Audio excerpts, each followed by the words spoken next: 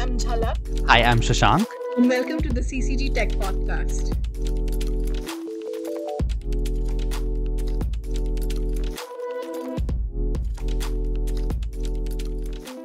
This week, we're celebrating the 6-year anniversary of India's right to privacy judgment that had been delivered by the Supreme Court in 2017.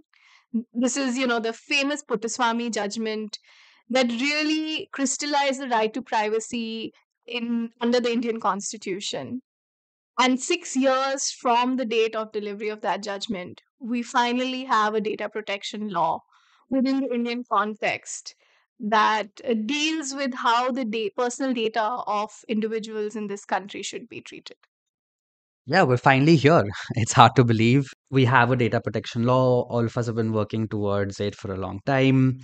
Just to give some context, in the privacy judgment, the Supreme Court recognized that we need a dedicated data protection law to protect citizens from various data practices that both the government and private entities partake in. So, yeah, it's a momentous occasion in India's journey towards having a data protection law.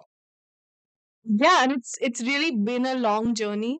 2017 we saw the Justice Sri Krishna committee being set up that came out with paper that really set out the contours of what a data protection law should look like. It gave us a sample bill of what a data protection law should look like. The government has worked on that bill. We've seen various iterations of that. We've had parliamentary committees that have scrutinized this bill, and now we finally have a law. And maybe useful for us to break down for readers what this law means for all of us in India today. Yeah, I think one of the most critical questions that arises is what does this change for you, me, the average internet user today? We are in a particular place when it comes to using digital services, and tomorrow a data protection law drops. What does it change for me? Do I have more control over my data? Do I have certain rights over my data? So yeah, I think that's the most critical question that arises.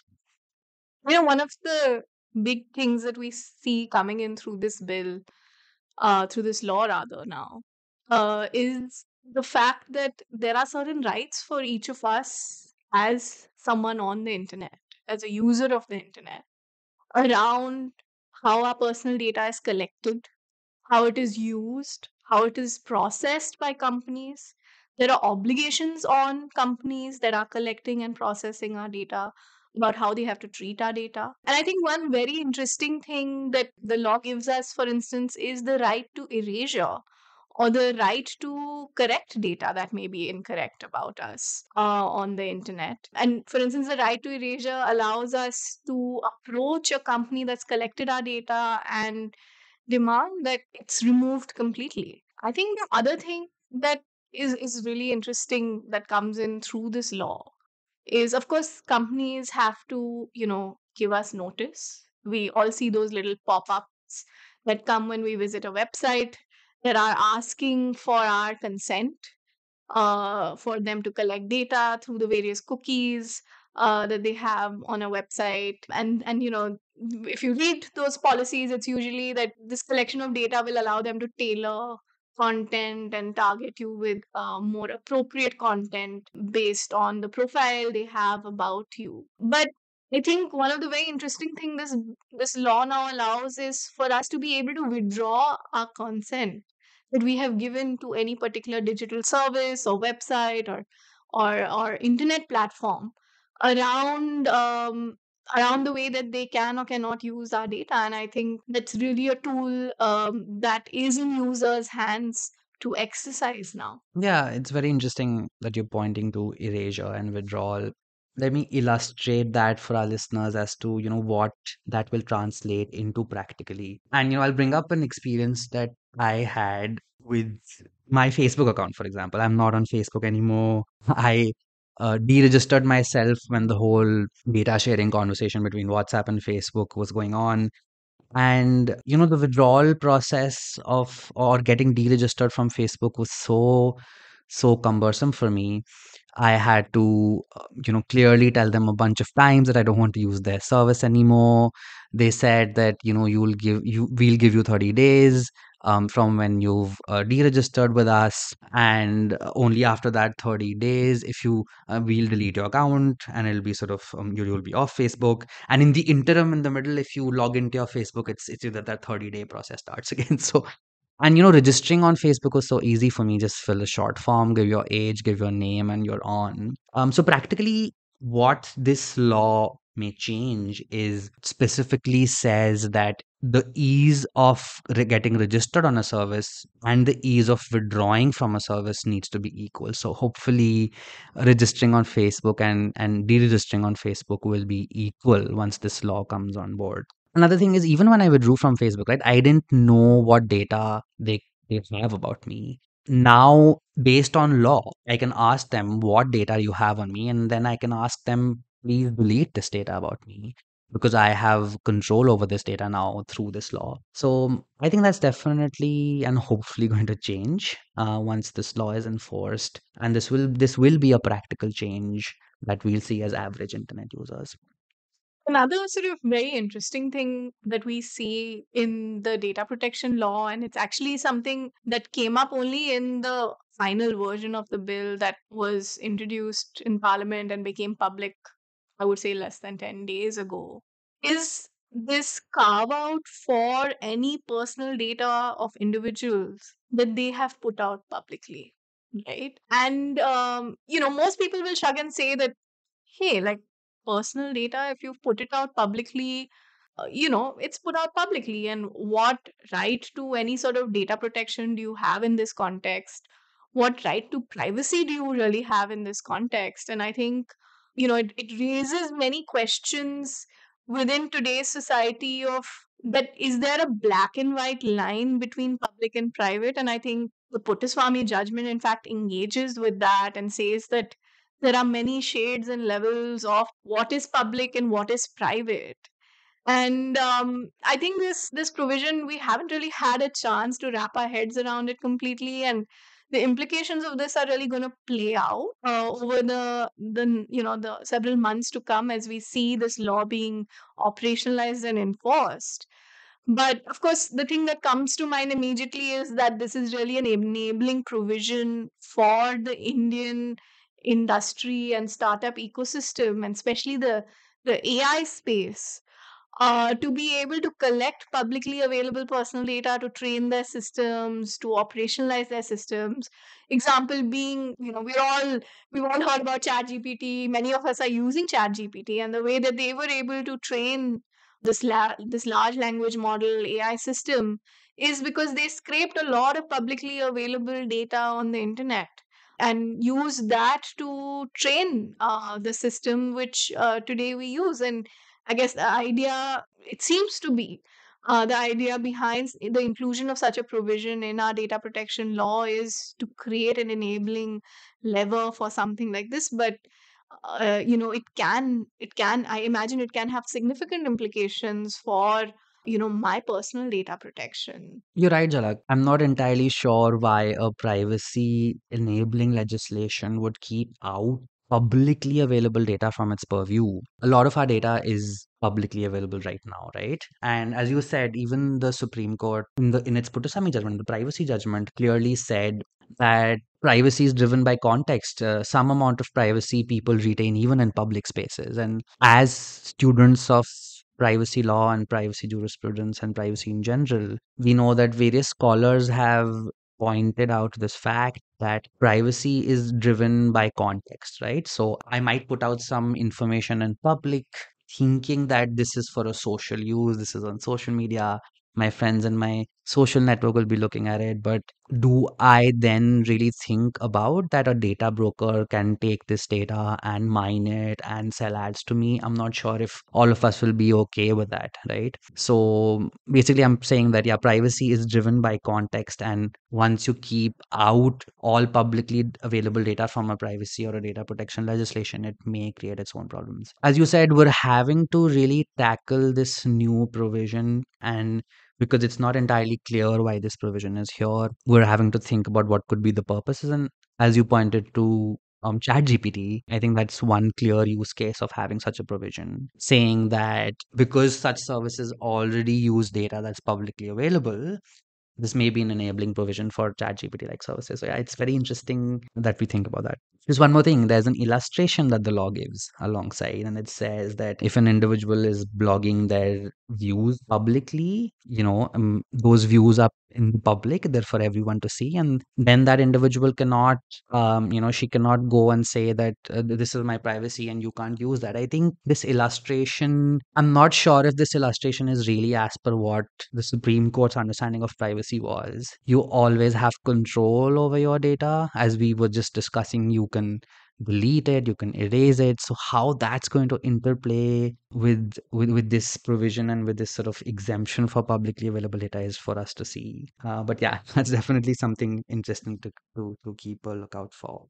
We now have all these rights as users on the internet around our data and how it's used. There are, of course, obligations that all these companies and internet platforms have around the use of our data, but that doesn't mean that tomorrow I can now just walk up to a company and say, hey, I want to erase this data, or I want to withdraw my consent to this data that I provided you, a year back. It's going to take time for this law to come into effect.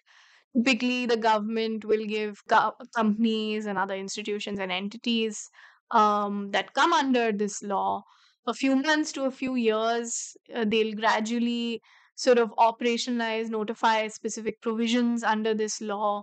So it's going to be a journey to get to that final point. But I think an important thing to talk about is once this entire law is up and running, right, and it's being implemented, as a user, sort of what recourse do I have if companies are not sort of following what has been articulated or laid out in this law? For instance, our consumer protection law has a consumer protection authority, or a board, which I can approach and tell them, this right of mine is being violated by this entity, and as a consumer, and that is the process I have to raise a complaint or a grievance. Shashank, what do you see as an equivalent process under the data protection law? Yeah, I'll get into the equivalent process.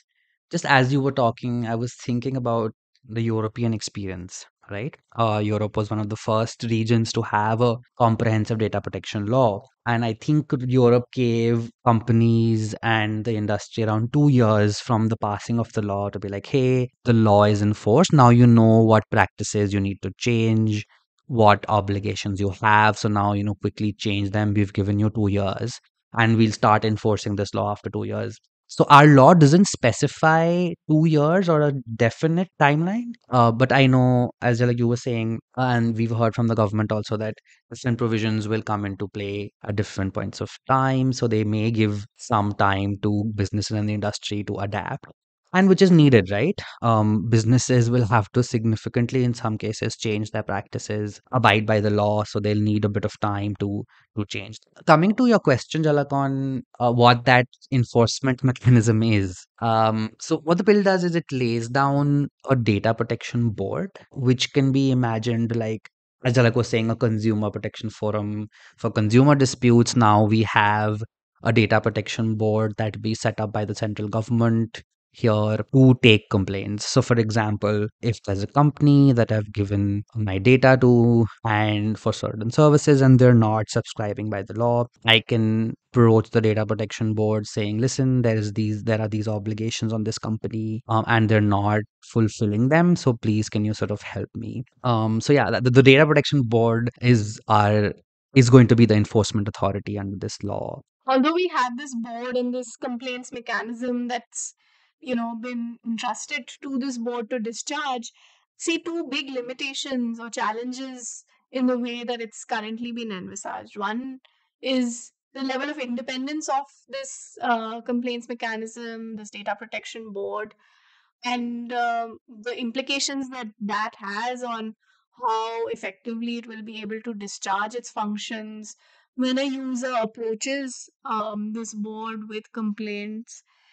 But I think the second part is also a more limited range of functions being assigned to this board. And, whether it is the fact that, something like data protection is so new, it's perhaps concept that a more limited few will understand it means, and if there is a breach of my personal data, or there's some kind of a violation of my rights under this law, that I have to go approach this board. There is a lot of public dissemination and information building that will have to happen. And I think a second sort of limitation under the powers that have been bestowed on this board is the fact that the board can only take action when either I as an individual or you as an individual approach them for, in the instance of some data breach or some violation of some of the obligations or rights that we have, or where there's a reference made by the central government. But as an entity that's looking at this space in its entirety, it doesn't have the power to initiate action on its own when it is sort of seeing some things go wrong. And so this limited ambit of powers and functions, coupled with concerns around its independence, can have a major impact for how we see this law actually being rolled out and really effected and enforced within the Indian context. Shashank, maybe you can speak a little bit about what some of the challenges around the independence of the board. What are some of the perceived challenges we are seeing? Yeah, you're right, Jalak. I think you bring up really important challenges. I know we've spoken to various people who've told us that we can have the best written law, but if we have weak enforcement, that's going to really affect the effectiveness of this law, right? I'm going to come to, Jalak, what you were discussing, but before that, I think it's worth highlighting that this law keeps any applicability of it to the government largely free, which means that for a lot of purposes like giving certain claims, giving certain benefits to the citizens, the government will not, they don't need to tell us when they're accessing our data. Also, the government, for investigation purposes, national security, which is legitimate, can collect and use data without using the sort of being under the protections of this law. Basically, what I'm trying to say is that the government is exempt from this law largely. And of course, we recognize that there are legitimate cases where the government needs to use our data without telling us, especially for when it comes to national security and law enforcement. But the Supreme Court has given certain principles, and I'll keep it simple. I won't sort of go into the jargon, but they have given doctrines in situations that when the government will need to access data, they need to keep certain safeguards in mind. And we don't see those safeguards specially being mentioned in this law. And that's been a feature of various versions of this law. So yeah, that's a bit of a down point for this law. And just coming to some of the things you were discussing, Jalak, especially keeping in mind the exemption for the government. Of course, government being one of the largest data collectors, that's a problem. And essentially, an enforcement mechanism for a data law in India, the enforcer should be independent, right? So, for example, currently the central government has powers to appoint and remove the data protection board, and that may create some conflicts of interest when it comes to the data protection board really helping citizens get their rights against businesses. So yeah, that's how it may play out. Another thing that you've pointed to, Jalak, and we've spoken about is essentially the board should have the power to institute complaints on their own. And I'm really crossing my fingers that they utilize this without having been mentioned in the bill. So I know the bill doesn't give them this power, but I hope that the way the board is set up in India, it can speak on the behalf of users who use the internet, because some of these data practices are so complex and some of them we don't even know as users. The board will be in a very good position to represent Indian users in certain cases. For example, there is a case going on in the Supreme Court about WhatsApp's privacy policy. Possibly, and a lot of people probably don't know about that, but possibly the board could have acted as representing various users in India and be like, hey, WhatsApp, change your privacy policy. So I think that that idea about having or instituting complaints on their own is an important one, as you're mentioning. I think, Jalak, I want to talk about another thing is the basically what privacy enables is autonomy over information on your data, right? And this, we've also been saying this in our comments to the government, that the bill or the law doesn't recognize a loss of autonomy. It recognizes breaches of data, it recognizes rights, it places certain obligations. But tomorrow, as at the pace that technology is growing, I don't know at what point I lose autonomy over my data. And it's a bit of an abstract concept to explain.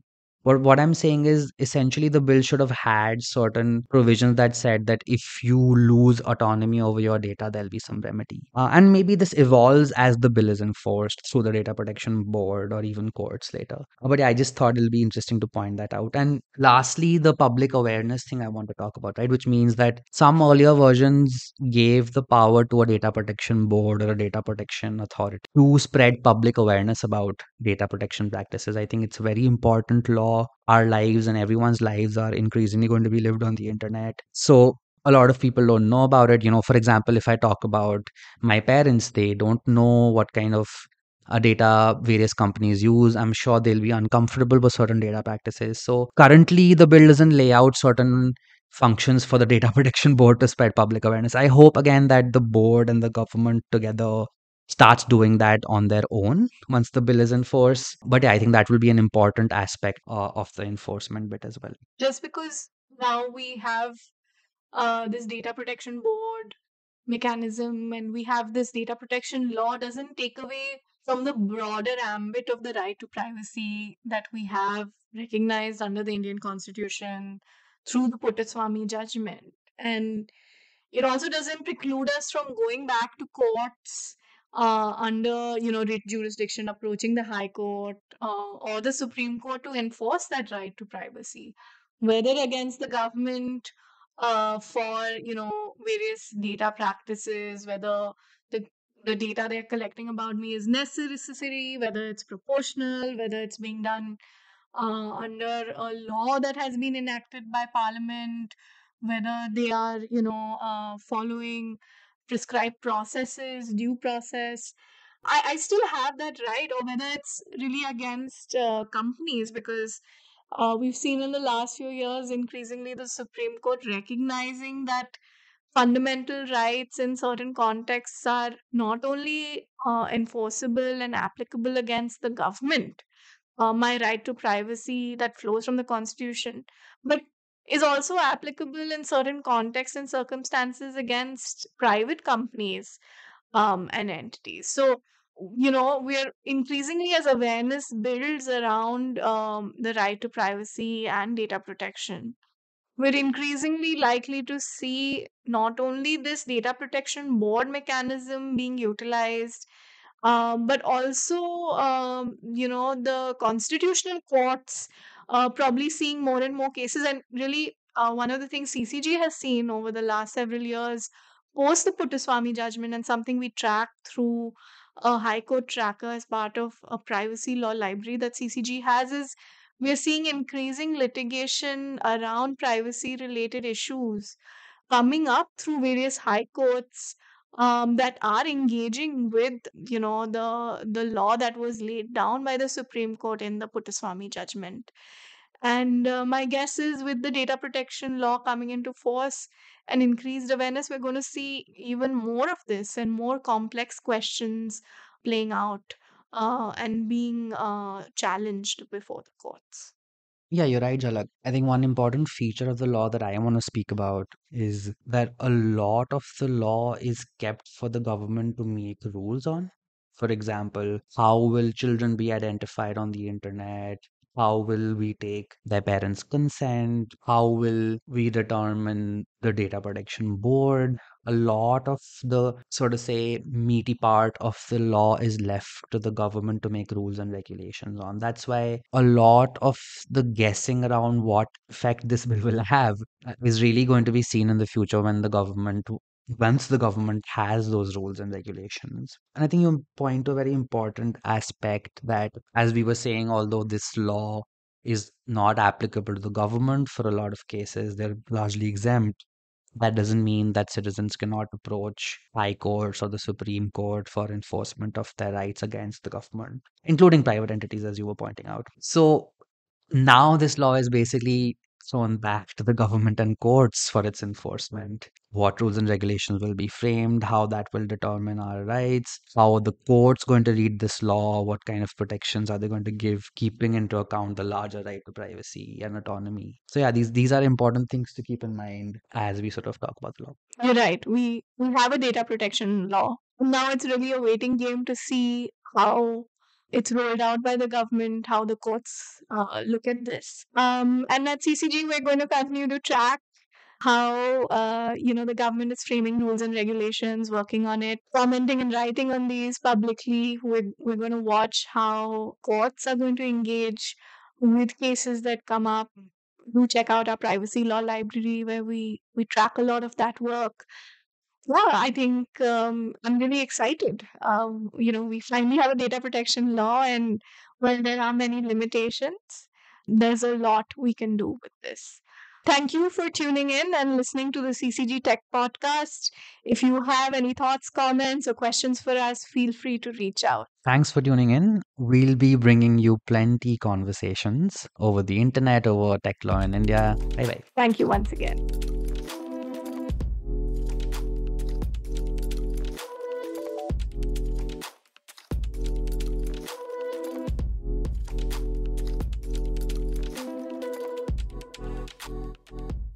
The Center for Communication Governance at the National Law University, Delhi, is celebrating 10 years of CCG, an exciting milestone for us. Over the last 10 years, CCG has undertaken academic and policy research around technology law and policy issues, undertaking capacity building of key stakeholders, whether government functionaries or young leaders of tomorrow who we want to see shepherding the space, as well as policy input both domestically to regulators and government officials, as well as internationally to multi stakeholder organizations and international organizations. CCG works across areas as diverse as privacy, data protection, and data governance to social media regulation, as well as engages with new and emerging technologies like artificial intelligence and blockchain, and what the regulation of these new and innovative technologies should look like. Thank you.